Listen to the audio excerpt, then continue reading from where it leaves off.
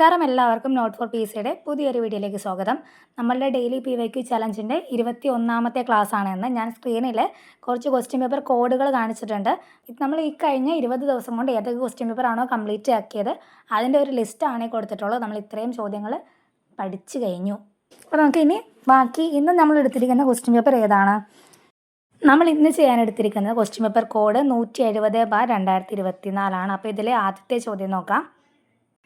ബ്രിട്ടീഷുകാർ ഇന്ത്യയിൽ നടപ്പിലാക്കിയ ഭൂനികുതി വ്യവസ്ഥയുമായി ബന്ധപ്പെട്ട ശരിയായ പ്രസ്താവന എന്ത്? ബ്രിട്ടീഷുകാർ ഇന്ത്യയിൽ നടപ്പിലാക്കിയ ഭൂനികുതി വ്യവസ്ഥയുമായി ബന്ധപ്പെട്ട് ശരിയായ പ്രസ്താവനയാണ് ചോദിച്ചിട്ടുള്ളത്. 4 സ്റ്റേറ്റ്മെൻറ്റുകൾ തന്നിട്ടുണ്ട്. അപ്പോൾ ഈ 4 സ്റ്റേറ്റ്മെൻറ്റുകൾ ഏതാണ് ശരിയായിട്ടുള്ളത്? ഉത്തരം വരുന്നത് ഓപ്ഷൻ എ ആണ്. ബംഗാളിൽ നടപ്പിലാക്കിയ ഭൂനികുതി വ്യവസ്ഥയാണ് ശാശ്വത ഭൂനികുതി വ്യവസ്ഥ. ബാക്കി ഓപ്ഷൻസ് എല്ലാം തന്നെ തെറ്റാണ്. അപ്പോൾ നമുക്കറിയാം 3 ഭൂനികുതി വ്യവസ്ഥകളാണുള്ളത്. ഒന്ന് ശാശ്വത ഭൂനികുതി വ്യവസ്ഥ, രണ്ടാമത്തത് മഹൽവാരി ഭൂനികുതി വ്യവസ്ഥ, മൂന്നാമത്തത് റയറ്റ് വാരി ഭൂനികുതി വ്യവസ്ഥ. ഈ ശാശ്വത ഭൂനികുതി വ്യവസ്ഥ എവിടെയാണ്? ബംഗാൾ, ബീഹാർ, ഒറീസ എന്നിവിടങ്ങളിൽ കോൺവാലിസ് പ്രഭു നടപ്പിലാക്കിയ ഭൂനികുതി വ്യവസ്ഥയാണ് ശാശ്വത ഭൂനികുതി വ്യവസ്ഥ. ഇനി മഹൽവാരി എവിടെയാണ്? വടക്ക് പടിഞ്ഞാറൻ ഇന്ത്യയിലും പഞ്ചാബിൻ്റെ പ്രദേശങ്ങളിലൊക്കെ വില്യം ബ്രെൻഡിക് പ്രഭു നടപ്പിലാക്കിയതാണ് എന്ത്? മഹൽവാരി വ്യവസ്ഥ. ഓക്കെ. ഇനി അടുത്തത് റയറ്റ് വാരിയാണ്. റയറ്റ് വാരി എവിടെയാണ് നടത്തിയത്? ദക്ഷിണേന്ത്യൻ ഭാഗങ്ങൾ, അതായത് മദ്രാസ്, ബോംബെ എന്നിവിടങ്ങളിൽ നടപ്പിലാക്കിയ വ്യവസ്ഥയാണ് റയറ്റ് വാരി വ്യവസ്ഥ. അപ്പോൾ ഈ 3 വ്യവസ്ഥകളും ഓർത്ത് വെക്കുക, ഇമ്പോർട്ടൻ്റ് ആണ്. PSC എന്തായാലും ചോദിക്കാൻ സാധ്യതയുള്ള ചോദ്യമാണ്. അടുത്തത് ചോർച്ചാ സിദ്ധാന്തത്തിൻ്റെ ഉപജ്ഞാതാവ് ആരാണ്? ചോർച്ചാ സിദ്ധാന്തത്തിൻ്റെ ഉപജ്ഞാതാവ് ആരാണ്? ഓപ്ഷൻ സി ആണ്, ദാദാഭായ് നവറോജി. അല്ലേ, ദാദാഭായ് നവറോജിയാണ് ചോർച്ചാ സിദ്ധാന്തത്തിൻ്റെ ഉപജ്ഞാതാവ്. ഇന്ത്യയുടെ സമ്പത്ത് ബ്രിട്ടനിലേക്ക് ഒഴുകിപ്പോകുന്നതിനെ കുറിച്ചിട്ടാണ് അദ്ദേഹം ചോർച്ചാ സിദ്ധാന്തത്തിൽ പറയുന്നത്. അദ്ദേഹം അറിയപ്പെടുന്ന പേരെന്താണ്? ഇന്ത്യയുടെ വന്ധ്യവയോധകൻ എന്നാണ് അദ്ദേഹം അറിയപ്പെടുന്നത്. ഈ ചോർച്ചാ സിദ്ധാന്തം അദ്ദേഹത്തിൻ്റെ ഒരു പ്രശസ്തമായ ബുക്കുണ്ട്, poverty and unBritish rule in India. ഈ ഒരു പുസ്തകത്തിലൂടെയാണ് അദ്ദേഹം ചോർച്ചാ സിദ്ധാന്തത്തെ ജനങ്ങൾക്ക് മുന്നിൽ അവതരിപ്പിച്ചത്. അപ്പോൾ ഇത്രയും കാര്യങ്ങളൊന്ന് ഓർത്ത് വെക്കുക. ദത്തവകാശ നിരോധന നിയമം നടപ്പിലാക്കിയ ഗവർണർ ജനറൽ ആരാണ്? ദത്തവകാശ നിരോധന നിയമം നടപ്പിലാക്കിയ ഗവർണർ ജനറൽ ആരാണ്? ഓപ്ഷൻ ബി ആണ്, ഡൽഹൌസി പ്രഭു. ഡൽഹൌസി പ്രഭുവാണ് ദത്തവകാശ നിരോധനം നടപ്പിലാക്കിയ പ്രഭു. അപ്പോൾ എന്തായിരുന്നു ദത്തവകാശ നിരോധന നിയമം എന്നറിയാം അല്ലേ?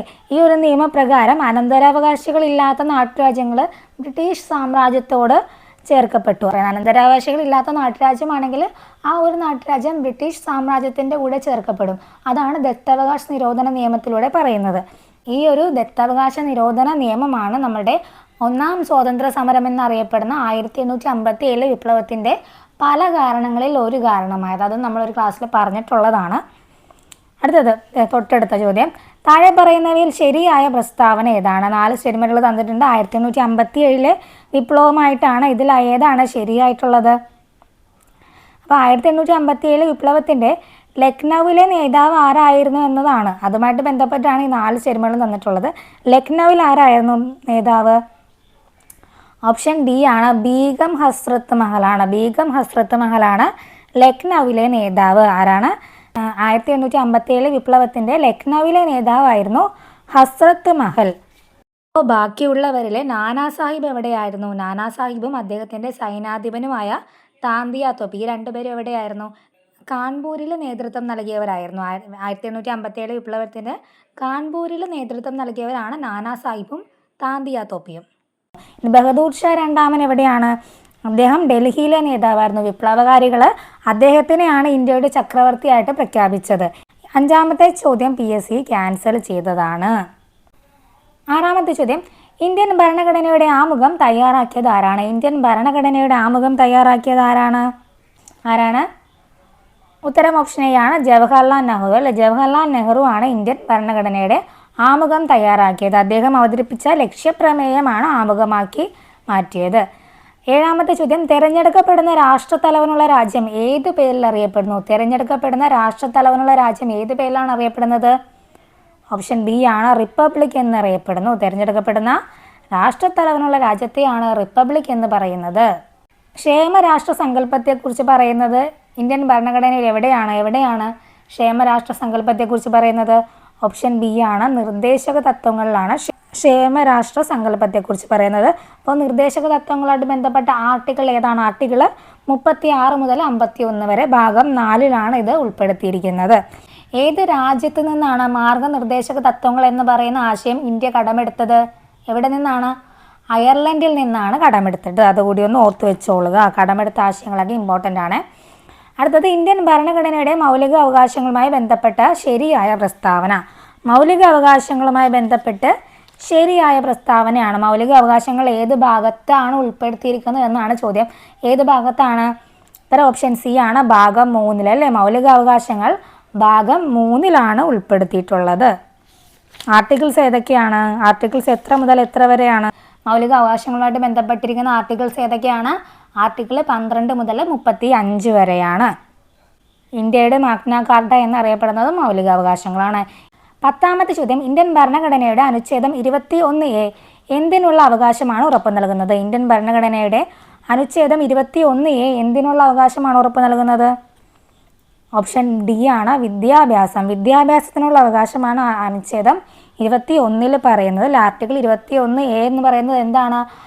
6 മുതൽ 14 വയസ്സ് വരെയുള്ള കുട്ടികൾക്ക് സൗജന്യവും നിർബന്ധിതവുമായ വിദ്യാഭ്യാസം മൗലിക അവകാശമാക്കി ഉറപ്പ് തരുന്ന ആർട്ടിക്കിളാണ് ആർട്ടിക്കിൾ 21A. ഇത് 2002 എത്രാമത്തെ ഭേദഗതിയാണ്? 86ാം ഭരണഘടനാ ഭേദഗതിയിലൂടെയാണ് കൂട്ടിച്ചേർത്തത്. 1ാമത്തെ ചോദ്യം, മലബാറിലെ കർഷക കലാപങ്ങളെ പറ്റി പഠിക്കാൻ ബ്രിട്ടീഷുകാർ നിയമിച്ച കമ്മീഷൻ. മലബാറിലെ കർഷക കലാപങ്ങളെ പറ്റി പഠിക്കാൻ ബ്രിട്ടീഷുകാർ നിയമിച്ച കമ്മീഷൻ്റെ പേരെന്താണ്? ഓപ്ഷൻ എ ആണ്, William Logan commission. William Logan കമ്മീഷനാണ് മലബാർ കർഷക കലാപങ്ങളെ പറ്റി പഠിക്കാൻ ബ്രിട്ടീഷുകാർ നിയമിച്ച കമ്മീഷൻ. 12, കുറിച്യ കലാപത്തിൻ്റെ നേതാവ് ആരാണ്? ആരാണ് കുറിച്യ കലാപത്തിൻ്റെ നേതാവ്? ഓപ്ഷൻ സി ആണ്, രാമൻ നമ്പി. രാമൻ നമ്പിയാണ് കുറിച്യ കലാപത്തിൻ്റെ നേതാവ്. കുറിച്യ കലാപം നടന്ന വർഷം ഏതാണ്? 1812. 1812 വയനാട്ടിൽ നടന്ന കലാപമാണ് കുറിച്യ കലാപം. നേതൃത്വം നൽകിയത് രാമൻ നമ്പിയാണ്. എന്തായിരുന്നു കുറിച്യ കലാപത്തിൻ്റെ കാരണം? ബ്രിട്ടീഷുകാർ നികുതി പണമായിട്ടടക്കാൻ ആവശ്യപ്പെട്ടു. അതേ തുടർന്നാണ് കുറിച്യ കലാപം ഉണ്ടായത്. ഇനി 13, സർവ്വ വിദ്യാധിരാജ എന്നറിയപ്പെടുന്നത് ആരെയാണ്? സർവ്വ വിദ്യാധിരാജ എന്നറിയപ്പെടുന്നത് ആരാണ്? സർവ്വ വിദ്യാധിരാജ എന്നറിയപ്പെടുന്നത് ആരാണ്? ഓപ്ഷൻ എ ആണ്, ചട്ടമ്പി സ്വാമികൾ. ചട്ടമ്പി സ്വാമികളാണ് സർവ്വ വിദ്യാധിരാജ എന്നറിയപ്പെടുന്നത്. അദ്ദേഹത്തിൻ്റെ പ്രധാന കൃതികൾ ഒന്ന് ഓർത്തു വെച്ചോ. ഏതൊക്കെയാണ്? പ്രാചീന മലയാളം, വേദാധികാര നിരൂപണം. ഇത് രണ്ടുമാണ് അദ്ദേഹത്തിൻ്റെ പ്രധാന കൃതികൾ. ഇത് ഓരോ ക്ലാസ്സിലും റിപ്പീറ്റായിട്ട് പറയുന്നത് പീസ് റിപ്പീറ്റായിട്ട് ചോദിച്ചിട്ടുള്ളത് കൊണ്ട് തന്നെയാണ്. കാരണം മറന്നു പോകരുത്, മാറിപ്പോകരുത്, അതിന് വേണ്ടിയിട്ടാണ് നമ്മൾ പറഞ്ഞു പോകുന്നത്. അദ്ദേഹത്തിൻ്റെ ജന്മസ്ഥലം നമ്മൾ പറഞ്ഞായിരുന്നു, എവിടെയായിരുന്നു? കണ്ണൻമൂലയിലായിരുന്നു. സമാധിയായത് എവിടെയായിരുന്നു? പന്മലയിലാണ്. പന്മനയിലാണ് സമാധിയായത്. ഇതൊക്കെ PSC സ്റ്റേറ്റ്മെൻ്റ് ആയിട്ട് തന്നിട്ട് ഇത് ആരെക്കുറിച്ചിട്ടാണെന്ന് ചോദിച്ചിട്ടുണ്ട്. ഓക്കെ അല്ലേ? അടുത്തത് ഓപ്ഷൻസിൽ വാഗ്ഭടാനന്ദൻ ഉണ്ട്. അദ്ദേഹത്തെക്കുറിച്ച് നമ്മൾ സ്ഥിരം പറയുന്നത് എന്താണ്? ആത്മവിദ്യാസംഘം. ഇതും പലവട്ടം PSC ചോദിച്ചതാണ്. പിന്നെ ശ്രീനാരായണ ഗുരുവിനെ കുറിച്ച് ഒത്തിരി ഉണ്ട്. ശ്രീനാരായണ ഗുരുവിനെ കുറിച്ച് പഠിക്കാതെ നിങ്ങൾ പോകരുത്, ഒത്തിരി ഉണ്ട്. അതിനകത്ത് നമുക്ക് പ്രത്യേകം എടുത്തു പറയാനായിട്ട് SNDP യോഗം, പിന്നെ അദ്ദേഹം പറഞ്ഞിട്ടുള്ള കാര്യങ്ങൾ, അരുവിപ്പുറം പ്രതിഷ്ഠ, പിന്നെ സർവമത സമ്മേളനം, ഇതൊക്കെ നോക്കിയിട്ട് വേണം പോകാനായിട്ട്. പിന്നെ ബ്രഹ്മാനന്ദ ശിവയോഗിയുമായിട്ട് ബന്ധപ്പെട്ട ഒരു പോയിന്റ്, ആനന്ദ മഹാസഭ അദ്ദേഹത്തിൻ്റെയാണ്. ആനന്ദ മഹാസഭ അദ്ദേഹത്തിൻ്റെയാണ്. 14, സാമൂഹികമായി അടിച്ചമർത്തപ്പെട്ടവരുടെ ബൈബിൾ എന്നറിയപ്പെടുന്ന പത്രം ഏതാണ്? സാമൂഹികമായി അടിച്ചമർത്തപ്പെട്ടവരുടെ ബൈബിൾ എന്നറിയപ്പെടുന്ന പത്രം ഏതാണ്?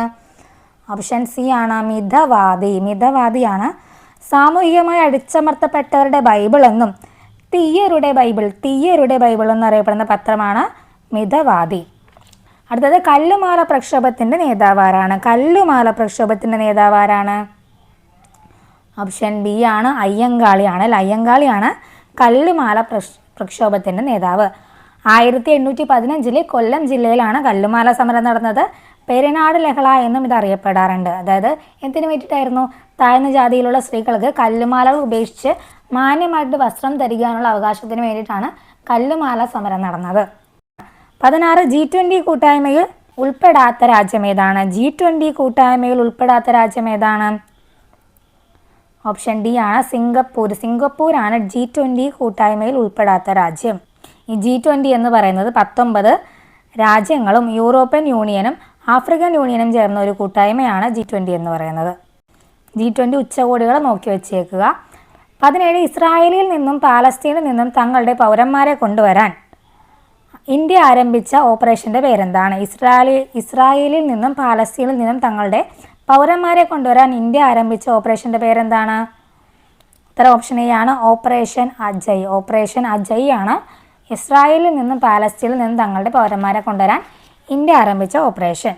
18ാമത്തെ ചോദ്യം, പട്ടിണി ഇല്ലാതാക്കൽ, സാമൂഹ്യനീതി, തുല്യതയിൽ അധിഷ്ഠിതമായ വളർച്ച ഈ ഉദ്ദേശത്തോടു കൂടി തുടങ്ങിയ പഞ്ചവത്സര പദ്ധതി ഏതാണ്? പട്ടിണി ഇല്ലാതാക്കൽ, സാമൂഹ്യനീതി, തുല്യതയിൽ അധിഷ്ഠിതമായ വളർച്ച ഈ 3 ഉദ്ദേശത്തോടു കൂടി തുടങ്ങിയ പഞ്ചവത്സര പദ്ധതി ഏതാണ്? ഏതാണ് പഞ്ചവത്സര പദ്ധതി? ഉത്തരം ഓപ്ഷൻ എ ആണ്, 9ാം പഞ്ചവത്സര പദ്ധതിയാണ്. 9ാം പഞ്ചവത്സര പദ്ധതിയാണ് ഈ ഒരു 3 ലക്ഷ്യത്തോടു കൂടി ആരംഭിച്ചത്. അതിൻ്റെ വർഷം 1997, 2002 ആണ്. ഇന്ത്യക്ക് സ്വാതന്ത്ര്യം ലഭിച്ച് 50ാമത്തെ വർഷം ആരംഭിച്ച പഞ്ചവത്സര പദ്ധതി കൂടിയാണ് 9ാം പഞ്ചവത്സര പദ്ധതി. അടുത്ത ചോദ്യം, ഏത് ഇന്ത്യൻ സംസ്ഥാനവുമായി ബന്ധപ്പെട്ടാണ് ഇന്ത്യയും ചൈനയും തമ്മിൽ തർക്കം നിലനിൽക്കുന്നത്? ഏത് ഇന്ത്യൻ സംസ്ഥാനവുമായി ബന്ധപ്പെട്ടാണ് ഇന്ത്യയും ചൈനയും തമ്മിൽ തർക്കം നിലനിൽക്കുന്നത്? ഓപ്ഷൻ ഡി ആണ്, അരുണാചൽ പ്രദേശ്. അരുണാചൽ പ്രദേശുമായിട്ട് ബന്ധപ്പെട്ടാണ് ഇന്ത്യയും ചൈനയും തർക്കം നിലനിൽക്കുന്നത്. 20 സ്വതന്ത്ര ഇന്ത്യ നേരിട്ട വെല്ലുവിളികളിൽ പ്രധാനപ്പെട്ട ഒന്നായിരുന്നു ഭാഷാടിസ്ഥാനത്തിലുള്ള സംസ്ഥാന രൂപീകരണം. അറിയാലോ, ഈ വിഷയത്തെക്കുറിച്ച് താഴെ പറയുന്നതിൽ ശരിയല്ലാത്ത പ്രസ്താവന. അപ്പോൾ ഭാഷാടിസ്ഥാനത്തിലുള്ള സംസ്ഥാന രൂപീകരണവുമായി ബന്ധപ്പെട്ട് ശരിയല്ലാത്ത പ്രസ്താവനയാണ് ചോദിച്ചിട്ടുള്ളത്. 3 സ്റ്റേറ്റ്മെൻറ്റുകൾ തന്നിട്ടുണ്ട്. ഇതിൽ ശരിയല്ലാത്തത് ഏതാണ്? വായിച്ചു നോക്കിയേ, ശരിയല്ലാത്ത സ്റ്റേറ്റ്മെൻറ്റ് ഏതാണ്? തെറ്റു സ്റ്റേറ്റ്മെൻറ്റ് ഞാൻ വായിക്കുന്നില്ല, അതുകൊണ്ടാണ്. ശരിയല്ലാത്തത് 2ാമത്തെയാണ്, അതായത് 2 മാത്രമാണ് ശരിയല്ലാത്തത്. അപ്പോൾ ഞാൻ കറക്റ്റ് സ്റ്റേറ്റ്മെൻറ്റുകൾ പറയാം. സംസ്ഥാന പുനഃസംഘടനാ നിയമം 1956 നിലവിൽ വന്നു. 1956 സംസ്ഥാന പുനഃസംഘടനാ നിയമം നിലവിൽ വന്നത്. മലയാളിയായ KM പണിക്കർ അതിൽ അംഗമായിരുന്നു. മലയാളിയായ KM പണിക്കരും ഇതിൽ അംഗമായിരുന്നു. 2ാമത്തെ സ്റ്റേറ്റ്മെൻറ്റ് സംസ്ഥാന പുനഃസംഘടനാ കമ്മീഷൻ്റെ അധ്യക്ഷനെ കുറിച്ചിട്ടാണ് പറയുന്നത്. അപ്പോൾ ഇതിൽ ഈ സ്റ്റേറ്റ്മെൻറ്റിൽ കൊടുത്തിട്ടുള്ള അധ്യക്ഷനല്ല, നമ്മുടെ സംസ്ഥാന പുനഃസംഘടനാ കമ്മീഷൻ്റെ അധ്യക്ഷൻ ആരായിരുന്നു? ഫസൽ അലി ആയിരുന്നു സംസ്ഥാന പുനഃസംഘടനാ കമ്മീഷൻ്റെ അധ്യക്ഷൻ. ഇതിൽ പറഞ്ഞിരിക്കുന്നത് HN കുൻസുവിനെ കുറിച്ചിട്ടാണ്. ഇതിനകത്ത് ടൈപ്പിംഗ് മിസ്റ്റേക്ക് ഉണ്ട്. HN കുൻസു ആയിരുന്നു അധ്യക്ഷനെന്നായിരുന്നു പറഞ്ഞത്. അതല്ല, ആരാണ്? ഫസൽ അലിയാണ് സംസ്ഥാന പുനഃസംഘടനാ കമ്മീഷൻ്റെ അധ്യക്ഷൻ. ഓക്കെ അല്ലേ? അടുത്തത്, മുംബൈ, കൊച്ചി, മധുര, ചെന്നൈ, കണ്ട്ല, മംഗലാപുരം 6 നഗരങ്ങൾ കൊടുത്തിട്ടുണ്ട്. ഇതിൽ കൂട്ടത്തിൽ പെടാത്ത പട്ടണം ഏതെന്നാണ് ചോദിച്ചത്. മുംബൈ ഉണ്ട്, കൊച്ചി ഉണ്ട്, മധുര ഉണ്ട്, ചെന്നൈ ഉണ്ട്, കണ്ട്ലയുണ്ട്, മംഗലാപുരമുണ്ട്. ഇതിലേതാണ് കൂട്ടത്തിൽ പെടാത്തത്? ഓപ്ഷൻ ബി ആണ്, മധുരയാണ്. ബാക്കിയെല്ലാം പ്രമുഖ തുറമുഖ നഗരങ്ങളാണ്. അതുകൊണ്ടാണ് ഇതിൽ നിന്ന് മധുരയെ വ്യത്യസ്തമാക്കി നിർത്തുന്നത്. 22 ബക്രാനങ്കൽ അണക്കെട്ടിൻ്റെ പ്രാധാന്യം താഴെ പറയുന്നവയിൽ ഏതെല്ലാമാണ്? ബക്രാനങ്കൽ അണക്കെട്ടിൻ്റെ പ്രാധാന്യം താഴെ പറയുന്നതിൽ ഏതെല്ലാമാണ്? 4 കാര്യങ്ങൾ കൊടുത്തിട്ടുണ്ട്. ഇതിൽ ഏതൊക്കെയാണ് ബക്രാനങ്കലിൻ്റെ പ്രാധാന്യം? ഉത്തരം പറയട്ടെ, 2ഉം 4ഉമാണ്. 2ഉം 4ഉം മാത്രമാണ് ബക്രാനങ്കലിൻ്റെ പ്രാധാന്യം. സത്ലജ് നദിയിലാണ് സ്ഥിതി ചെയ്യുന്നത്. വിവിധോദ്ദേശ പദ്ധതിയാണ്. 2ഉം 4ഉം വരുന്ന ഏതാണ്? ഓപ്ഷൻ ഡി ആണ്. 2ഉം 4ഉമാണ് ശരിയായിട്ടുള്ളത്. ഹരിത കേരള മിഷനും മഹാത്മാഗാന്ധി ഗ്രാമീണ തൊഴിലുറപ്പ് പദ്ധതിയും സംയുക്തമായി തുടങ്ങിയ പച്ചത്തുരുത്ത് എന്ന പദ്ധതി ഏത് ജില്ലയിലാണ് നടപ്പിലാക്കുന്നത്? ഹരിത കേരള മിഷനും മഹാത്മാഗാന്ധി ഗ്രാമീണ തൊഴിലുറപ്പ് പദ്ധതിയും സംയുക്തമായി തുടങ്ങിയ പച്ചത്തുരുത്ത് എന്ന പദ്ധതി ഏത് ജില്ലയിലാണ് നടപ്പിലാക്കുന്നത്? ഓപ്ഷൻ എ ആണ്, കൊല്ലം ജില്ലയിലാണ് നടപ്പിലാക്കുന്നത്. ഏത് ജില്ലയിലാണ്? കൊല്ലം ജില്ലയിൽ നടപ്പിലാക്കുന്ന പദ്ധതിയാണ് പച്ചത്തുരുത്ത്. 24 താഴെ പറയുന്നവയിൽ കേന്ദ്ര ആഭ്യന്തര മന്ത്രാലയം നൽകുന്ന ദേശീയ പുരസ്കാരം ഏതാണ്? കേന്ദ്ര ആഭ്യന്തര മന്ത്രാലയം നൽകുന്ന ദേശീയ പുരസ്കാരം ഏതെന്നാണ് ചോദ്യം. ഉത്തരം ഓപ്ഷൻ സി ആണ്, ജീവൻ രക്ഷാ പതക്. ജീവൻ രക്ഷാ പതക്കാണ് ആഭ്യന്തര മന്ത്രാലയം നൽകുന്ന ദേശീയ പുരസ്കാരം. 25 നിസാം സാഗർ നദീതട പദ്ധതി ഏതു നദിയിലാണ് സ്ഥിതി ചെയ്യുന്നത്? നിസാം സാഗർ നദീതട പദ്ധതി ഏത് നദിയിലാണ് സ്ഥിതി ചെയ്യുന്നത്? ഓപ്ഷൻ ഡി ആണ്, ഗോദാവരി നദിയിലാണ് നിസാം സാഗർ നദീതട പദ്ധതി സ്ഥിതി ചെയ്യുന്നത്. 26 ഇന്ത്യയുടെ ഏറ്റവും തെക്കേ അറ്റത്തുള്ള മേജർ തുറമുഖം ഏതാണ്? ഇന്ത്യയുടെ ഏറ്റവും തെക്കേ അറ്റത്തുള്ള മേജർ തുറമുഖം ഏതാണ്? ഓപ്ഷൻ സി ആണ്, തൂത്തുക്കുടിയാണ് ഇന്ത്യയുടെ ഏറ്റവും തെക്കേ അറ്റത്തുള്ള മേജർ തുറമുഖം. ഇന്ത്യയിൽ 13 മേജർ തുറമുഖങ്ങളാണുള്ളത്. ഇതിൽ ഏറ്റവും തെക്ക് ഭാഗത്തായിട്ട് സ്ഥിതി ചെയ്യുന്നത് തമിഴ്നാട്ടിലെ തൂത്തുക്കുടി തുറമുഖമാണ്. 27 ദക്ഷിൺ എന്ന സംസ്കൃത പദത്തിൽ നിന്ന് ലഭിച്ച പീഠഭൂമി. ദക്ഷിൺ എന്ന സംസ്കൃത പദത്തിൽ നിന്ന് ലഭിച്ച പീഠഭൂമി ഏതാണ്? ഓപ്ഷൻ ബി ആണ്, ഡെക്കാൻ പീഠഭൂമി. ഡെക്കാൻ പീഠഭൂമിയാണ് ദക്ഷിൺ എന്ന സംസ്കൃത പദത്തിൽ നിന്നും ലഭിച്ച പീഠഭൂമി. ഇന്ത്യയിലെ ഏറ്റവും വലിയ പീഠഭൂമിയാണ്. ഇതിൻ്റെ ആകൃതി എന്താണ്? ത്രികോണാകൃതിയാണ് അല്ലേ. 28 ഹിമാചൽ പ്രദേശിനെ ലഡാക്കുമായി ബന്ധിപ്പിക്കുന്ന ചുരം ഏതാണ്? ഹിമാചൽ പ്രദേശിനെ ലഡാക്കുമായി ബന്ധിപ്പിക്കുന്ന ചുരം ഏതാണ്? ഓപ്ഷൻ എ ആണ്, ബാരാലാച്ചാല ചുരം. ബാരാലാച്ചാല ചുരമാണ് ഹിമാചൽ പ്രദേശിനെ ലഡാക്കുമായി ബന്ധിപ്പിക്കുന്നത്. 29 ഏത് രേഖാംശത്തിലെ സമയമാണ് ഇന്ത്യയുടെ പൊതുവായ സമയമായി അംഗീകരിച്ചിട്ടുള്ളത്? ഏത് രേഖാംശത്തിലെ സമയമാണ് ഇന്ത്യയുടെ പൊതുവായ സമരമാക്കി അംഗീകരിച്ചിട്ടുള്ളത്? 82.5 ഡിഗ്രി പൂർവ്വ രേഖാംശമാണ് ഇന്ത്യയുടെ പൊതുവായ സമയമായിട്ട് അംഗീകരിച്ചിട്ടുള്ളത്. 30ാമത് ചോദ്യം, ബൽവന്ത് റായ് മേത്ത കമ്മിറ്റി, അശോക് മേത്ത കമ്മിറ്റി എന്നിവയിൽ നിന്നുള്ള ഏതെല്ലാം നിർദ്ദേശങ്ങളാണ് ഇന്ത്യയുടെ 73-74 ഭരണഘടനാ ഭേദഗതിയിൽ ഉൾപ്പെടുത്തിയിരിക്കുന്നത്? ബൽവന്ത് റായ് മേത്ത കമ്മിറ്റി, അശോക് മേത്ത കമ്മിറ്റി എന്നിവയിൽ നിന്നുള്ള എന്തെല്ലാം നിർദ്ദേശങ്ങളാണ് നമ്മുടെ ഇന്ത്യയുടെ 73-ാം 74-ാം ഭരണഘടനാ ഭേദഗതിയിൽ ഉൾപ്പെടുത്തിയിരിക്കുന്നത്? ഇതിൻ്റെ ഉത്തരം വരുന്നത് 1ഉം 2ഉം മാത്രമാണ്. 1ഉം 2ഉം മാത്രമാണ്. അതായത് ത്രിതല പഞ്ചായത്ത് സംവിധാനവും പഞ്ചായത്ത് സ്ഥാപനങ്ങൾക്ക് ഭരണഘടനാ സാധുതയും. ഇത് രണ്ടുമാണ് 73-74 ഭരണഘടനാ ഭേദഗതിയിൽ ബൽവന്ത് റായ് മേത്ത കമ്മിറ്റിയിൽ നിന്നും അശോക് മേത്ത കമ്മിറ്റിയിൽ നിന്നും എടുത്തിരിക്കുന്ന നിർദ്ദേശങ്ങൾ. ഇത് 31ാം ചോദ്യം, പ്രാചീന ശിലായുഗത്തെക്കുറിച്ച് വിവരങ്ങൾ നൽകുന്ന കേരളത്തിലെ പ്രദേശം ഏതാണ്? പ്രാചീന ശിലായുഗത്തെക്കുറിച്ച് വിവരങ്ങൾ നൽകുന്ന കേരളത്തിലെ പ്രദേശം ഏതാണ്? ഓപ്ഷൻ ബി ആണ്, എടയ്ക്കൽ ഗുഹ. എടയ്ക്കൽ ഗുഹ. 32 കേരളത്തിലെ ആദ്യത്തെ ജലവൈദ്യുത പദ്ധതി. കേരളത്തിലെ ആദ്യത്തെ ജലവൈദ്യുത പദ്ധതി ഏതാണ്? ഓപ്ഷൻ എ ആണ്, പള്ളിവാസലാണ് കേരളത്തിലെ ആദ്യത്തെ ജലവൈദ്യുത പദ്ധതി. ഏത് നദിയിലാണ്? പെരിയാറിൻ്റെ പോഷക നദിയായ മുതിരപ്പുഴയിലാണ് പള്ളിവാസൽ ജലവൈദ്യുത പദ്ധതി സ്ഥിതി ചെയ്യുന്നത്. അതും ചോദിച്ചിട്ടുണ്ട്. 33 കേരളത്തിലെ ഏറ്റവും വലിയ കോട്ട സ്ഥിതി ചെയ്യുന്നത് ഏത് വില്ലേജിലാണ്? കേരളത്തിലെ ഏറ്റവും വലിയ കോട്ട സ്ഥിതി ചെയ്യുന്നത് ഏത് വില്ലേജിലാണ്? ഓപ്ഷൻ എ ആണ്, പള്ളിക്കര. പള്ളിക്കര. കേരളത്തിലെ ഏറ്റവും വലിയ കോട്ട ഏതാണ്? ബേക്കൽ കോട്ടയാണ്. ഇത് സ്ഥിതി ചെയ്യുന്നത് കാസർഗോഡ് ജില്ലയിലെ പള്ളിക്കര എന്ന് പറയുന്ന വില്ലേജിലാണ് കേട്ടോ. അടുത്തത്, സഞ്ചാര സ്വാതന്ത്ര്യത്തിനായി കേരളത്തിൽ നടന്ന പ്രധാന പ്രക്ഷോഭം താഴെ പറയുന്നതിൽ ഏതാണ്? സഞ്ചാര സ്വാതന്ത്ര്യത്തിന് വേണ്ടിയിട്ട് കേരളത്തിൽ നടന്ന പ്രധാന പ്രക്ഷോഭം ഏതാണ്? ഓപ്ഷൻ ഡി ആണ്, വൈക്കം സത്യാഗ്രഹം. വർഷം ഏതാണ്? 1924-25 കാലഘട്ടത്തിലാണ് വൈക്കം സത്യാഗ്രഹം നടന്നത്. 35 താഴെ പറയുന്നതിൽ ഏത് വിളയുടെ ഉൽപ്പാദനത്തിലാണ് അടിസ്ഥാനത്തിൽ കേരളത്തിന് 2ാം സ്ഥാനമുള്ളത്? താഴെ പറയുന്നതിൽ ഏത് വിളയുടെ ഉൽപ്പാദനത്തിലാണ് സംസ്ഥാന അടിസ്ഥാനത്തിൽ കേരളത്തിന് 2ാം സ്ഥാനമുള്ളത്? ഓപ്ഷൻ എ ആണ്, കാപ്പിയുടെ ഉൽപ്പാദനത്തിലാണ് കേരളത്തിൽ 2ാം സ്ഥാനമുള്ളത്. അപ്പോൾ 1ാം സ്ഥാനം ഏതാണ്? കാപ്പിയുടെ ഉൽപ്പാദനത്തിൽ 1ാം സ്ഥാനം കർണാടകയ്ക്കാണ്, 2ാം സ്ഥാനം കേരളത്തിനാണ്. പിന്നെ കേരളത്തിൽ കാപ്പി ഏറ്റവും കൂടുതൽ ഉൽപ്പാദിപ്പിക്കുന്ന ജില്ല ഏതാണ്? വയനാടാണ് കേട്ടോ. 36ാം ചോദ്യം, 1859 കേരളത്തിൽ എവിടെയാണ് ആദ്യത്തെ കയർ ഫാക്ടറി സ്ഥാപിച്ചത്? ഓപ്ഷൻ സി ആണ്, ആലപ്പുഴയാണ്. ആലപ്പുഴയിലാണ് 1859 കേരളത്തിലെ ആദ്യത്തെ കയർ ഫാക്ടറി സ്ഥാപിച്ചത്. 37ാമത് ചോദ്യം, മലയാളം സംസാരിക്കുന്ന പ്രദേശങ്ങളെ ഉൾപ്പെടുത്തി കേരളം രൂപീകരിക്കണം എന്ന് പരാമർശിക്കുന്ന ആദ്യകാല ഗ്രന്ഥം ഏതാണ്? മലയാളം സംസാരിക്കുന്ന പ്രദേശങ്ങളെ ഉൾപ്പെടുത്തിക്കൊണ്ട് കേരളം രൂപീകരിക്കണം എന്ന് പരാമർശിക്കുന്ന ആദ്യകാല ഗ്രന്ഥം ഏതാണ്?